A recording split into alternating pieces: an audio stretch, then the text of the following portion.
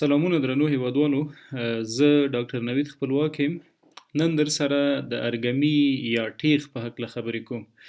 ډیری ورته د معدې ګیس یا د معدې باد هم وایي. ښه، ارګمی څه ته وایي؟ په طبي اصطلاح موږ ارګمي ته برپینګ وایو. برپینګ یا د غازاتو په غیر ارادي ډول فرار له کوم ځای نه؟ له معدې نه یا هم له مرۍ نه. که چیرې غازات په غیر ارادي ډول له مرۍ خولې ته راشي ارګمی جوړوي، یا له معدې خولې ته راشي ارګمی جوړوي. په ځینې حالاتو کې د وړو کولمو نه هم بادونه راجګیږي معدې ته، او له معدې بالاخره مرۍ ته، او له مرۍ چې کله هم راوځي موږ په ستوني کې د ووکل کارډ په نامه یو سټرکچر لرو. ووکل کارډ دا فی الحال چې زه تاسو سره غږیږم زما اواز په ووکل کارډ باندې جوړیږي. د اعصابو لخوا تحلیل او د ووکل کارډ لخوا اواز ورکول کیږي. کله چې هم دا غازات پورته راجګیږي نو هغه ووکل کارډ ورته مخصوص اواز ورکوي چې موږ او تاسو ورته ارګمی وایو، یا د هیواد په ځینې سیمو کې ورته ټیغ هم ویل کیږي. ښه، ځینې وخت دا ارګمی سایلنټ وي، خاموشه وي، او په ځینې حالاتو کې اواز لري.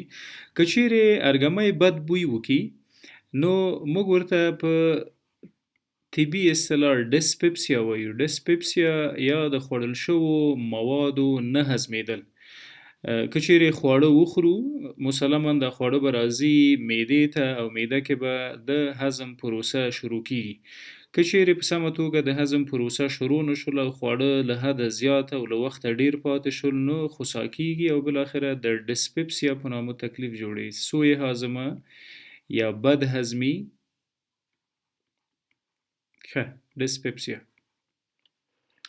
راځو مستقیما ارګمي ته کله جوړیږي. د ارګمي د جوړېدو تر ټولو یو ستر علت ته ایروفیجیا وایي. ایروفیجیا څه معنا؟ د هوا خوراک یا د هوا تیرول. شاید عجیبه ښکاره شي چې هوا هم خوړل کیږي. اوس په هکله غږیږو چې یو څه واضح شي. ایروفیجیا یا د خولې د لارې د خوراکي توکو سره د هوا تیریدل. کله چې هم موږ خواړه خورو او د ژولو په وخت کې خبرې وکړو، یا خلاصه د خوراک په وخت کې خبرې وکړو، نو دغه مواد د خوراکي توکو سره یو څه هوا هم لاندې ځي. فرضاً دا مرۍ ده، دا زموږ معده ده، او دا هم کوچنۍ کولمې چې لومړۍ برخه یې اثنای عشر ده.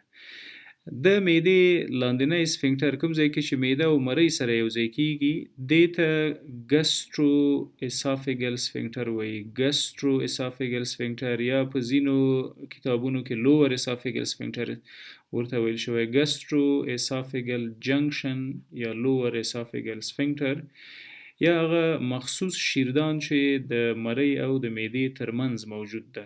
ګسټرو اسافیګل جنکشن یا هغه مخصوص شیردان چې د مرۍ او د معدې ترمنځ موجود ده. دغه شیردان ډیر اساسی او مهم رول لري. کله چې موږ خوراکي توکي وخورو او راځي خولې ته، له خولې د ژولو نه وروسته د مارپیچو حرکاتو په واسطه ځان را رسي مرۍ ته، او د مرۍ بالاخره راځي معدې ته. کله چې خواړه راځي دا سفنکټر یا دا شیردان وازیږي. کله چې خواړه راننوتل معدې ته نور بندیږي. په ځینو حالاتو کې موږ د مرۍ په پورته سر کې هم یو سفنکټر یا شیردان لرو چې هغه ته اپر اسافیګل سفنکټر وایي. اپر اسافیګل سفنکټر یا هغه شیردان چې د مرۍ په پورتنۍ برخه کې موجود ده او لیدل کیږي. ډیری وخت داسې پیښیږي چې موږ د خوراکي توکو سره هوا تیره کو. کله چې هوا تیره شي له بره پې باندې د مرۍ پورتنی شیردان بند شي او له لاندې پې د مرۍ لاندینی شیردان بند شي، نو هوا ایساره شي په مرۍ کې. دغه هوا بیا معمولا د ارګمي په شکل باندې بیرون اخراج کیږي او دا د کوم تکلیف نښه نه ده. ښه، که په خوراک کې یا د خوراک په منځ کې خبرې کوو یا د سګرټ څکونې عادت لرو یا د هر ملحوظ پر اساس زموږ دا جنکشن مریض وي په خپله په سمه توګه فعالیت ونه کړي نو هوا راځي را انتقالیږي چیرته معدې ته مسلما واضح خبره ده چې کله په معده کې هوا زیاتیږي نو معده به داسې پړسي داسې څومره چې معده پړسیږي هغومره فرضاً که دلته متوجه شو څومره چې معده پړسیږي هغومره به ورسره دا جنکشن وازیږي درست د معدې او د مرۍ ترمنځ چې کوم جنکشن ده دا به زیاتیږي وازیږي چې څومره هم واز شو تیزابو ته به مجال مساعد کوي چې پورته لاړ شي ولې که تیزاب یا مایعات پورته لاړ نشول نو په ټوله معنا هوا وبخښئ په ټوله معنا هوا خو پورته راځي دغه هوا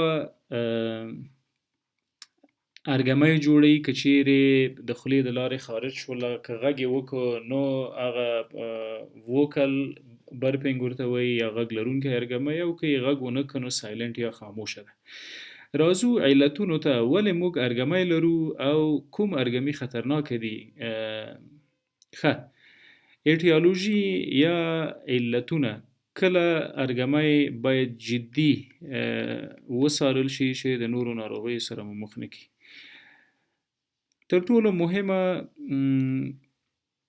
ایټیالوژي یا علت ایروفیجیا یا د هوا خوراک یا د هوا تیرول دي کله هوا له موږ تیریږي کله چې د ډوډۍ خوراک په جریان کې خبرې کوو غورې کوو مجلس کوو نو هوا تیریږي سموکینګ یا د سګرټ څکونه یو بل علت ده چې هوا د هاضمې جهاز په پایپونو ته یا مرۍ ته انتقالیږي د دې ترڅنګ د ګسټرواسافیګل ریفلکس ډیزیز یا ګرد یا د مرۍ او د معدې ترمنځ موجود شیردان که چیرې واس پاتې شي په سمه توګه خپل فعالیت ونه کړي هدف مې دا ځای ده تیزاب مایعات او ګازو ته اجازه ورکوي چې پورته لاړ شي همدا رقم پایلوریک انسټیبیلیټي یا پایلوریک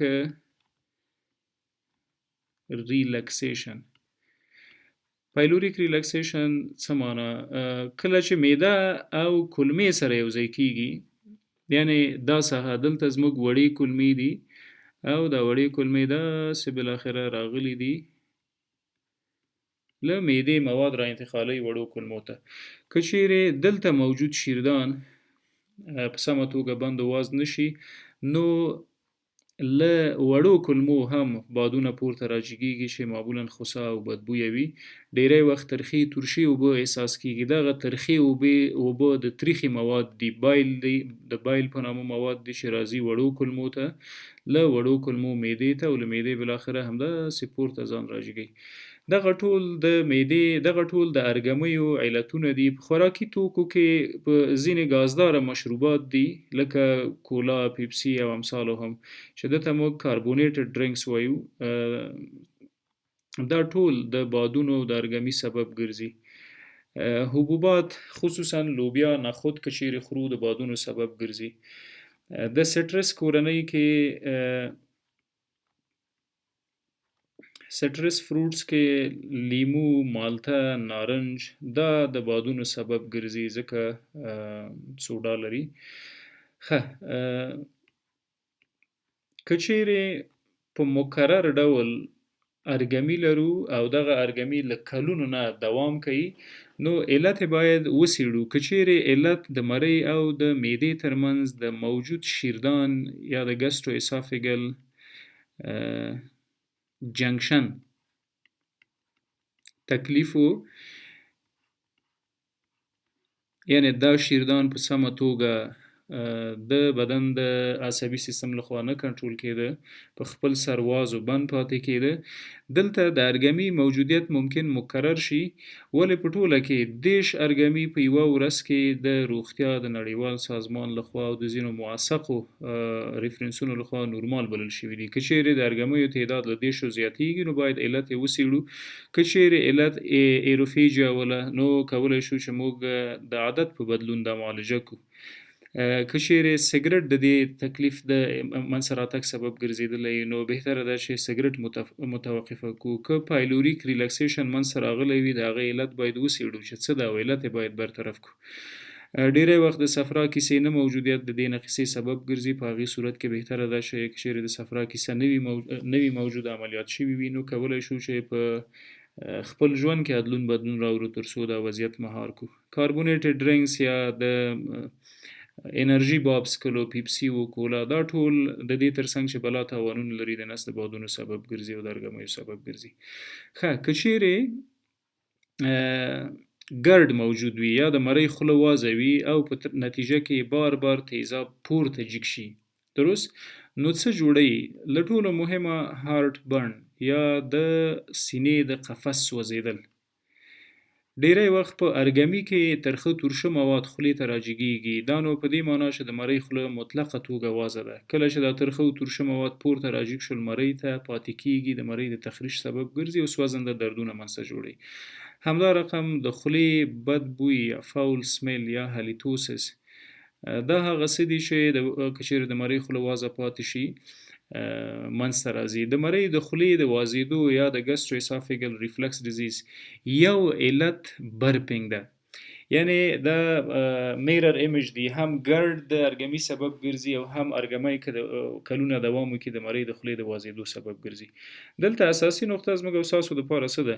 ګورئ، که چیرې د معدې دا ساحه واخلو، زوم یې کړو، د مایکروسکوپ لاندې وګورو، نو حجرات یې داسې حجرات دي: سمپل کلمنر اپیتیلیم، سمپل کلمنر او په منځ کې یوه حجره د ګابلټ په نامه موجوده ده چې میوکس جوړوي. دا خو د معدې هغه نورمال ساختمان ده. هره حجره هم یوه هسته لري او په هسته کې بیا موجود نور سټرکچرونه دي. ګستریک اپیتیلیم، د ګستریک اپیتیلیم یا د معدې د دیوال حجرات څه ډول دي؟ کالمنر یا څه رقم چې په شکل کې ګوري، ګستریک اپیتیلیم. که د مرۍ دا ځای واخلو او دلته د مایکروسکوپ لاندې وګورو، زوم یې کړو، نو په هغو کې چې کوم حجرات موجود دي هغې ته سکومس سیلز وایي. سکومس سیلز یا د سکومس حجرات دا رقم شکل لري. د سکومس حجرات په مرۍ کې بیا سټاډیفاید سکومس دي، یعنی دوه درې لایې سر په سر سره په یو بل باندې دا حجرات پراته دي. سټاډیفاید سکومس اپیتیلیم. ښه، دغه سټاډیفاید سکومس اپیتیلیم په مرۍ کې ده. سټاډیفاید یا دوه درې لایې او پردې، سټاډیفاید سکومس اپیتیلیم. ښه، کله چې تیزاب او خوړل شوي مواد په مکرر ډول پورته جګ شي، درست، یعنی دا زموږ مرۍ شوه، دا یې هم معده. دلته د مرۍ خوله وازه ده، تیزاب بار بار پورته جګیږي، خوړل شوي خواړه پورته جګیږي، ګازات پورته راځي، ارګمي جوړوي. که تیزاب بار بار مرۍ ته راجګ شول، نو دلته زموږ د بدن دفاعي سیستم په مرۍ کې تیزاب نشي زغملی. کله چې په مرۍ کې تیزاب ونه زغمل شي، نو لاس په کار کیږي او په مرۍ کې ځینې بدلونونه راولي. هغه بدلون څه ده؟ دغه حجراتو کې بدلون راولي او دغه بدلون غیر نورمال ده. دې ته موږ میوټیشن وایو. میوټیشن، لیونتوب، وجود مجبور شي چې د تیزابو سره د جوړامد دپاره د مرۍ حجراتو کې بدلون راولي. کله چې بدلون راغی، دې ته وایي انټسټینل میټاپلیزیا. انټسټینل میټاپلیزیا یعنی د دې په خاطر چې زموږ خپل وجود، زموږ مرۍ د تیزابو له تخریش نه وساتي، اتومات لاس په کار کیږي او په مرۍ کې هم هغه ډول حجرات جوړوي کوم چې په معده کې موجود دي. ځکه په معده کې چې کوم حجرات دي، د هغو له جملې یو دا ده چې ګابلټ سیلز ورته وایي، او د ګابلټ سیلز وظیفه بیا د میوکس په نامه د موادو ترشحات دي. میوکس، میوکس هغه سلیخناکه بلغم ډولي مواد دي چې د معدې دا ځایونه یې ټول پوښلي دي او دا ځایونه د معدې پوښلي دي او تیزابو ته اجازه نه ورکوي چې دلته تخریب و سوري و زخمونه جوړ کړي. همدغه وضعیت دفاعي سیستم راخلي، په مرۍ کې تطبیقوي. ښه، دلته په مرۍ کې خصوصا په دې ساحه کې په نورمال ډول باندې کم حجرات موجود دي؟ دا سټاډیفاید سکومس اپیتیلیم. دلته د تیزابو سره د توافق دپاره مجبور و مکلف ده چې وجود د مرۍ حجرات هم داسې کی لکه د معدې حجرات. دې وضعیت ته وایي انټسټینل میټاپلیزیا یا په مرۍ کې د کولمو د معدې حجرات. همدغه حالت ته موږ بیرټس اسافیګس وایو. بیرټس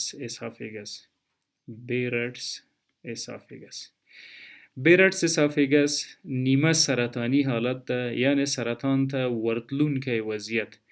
که متاسفانه د مرۍ سرطان واقع شو او وخت پې تیر شو، دویم او دریمه درجه کې بیا معالجه نه لري.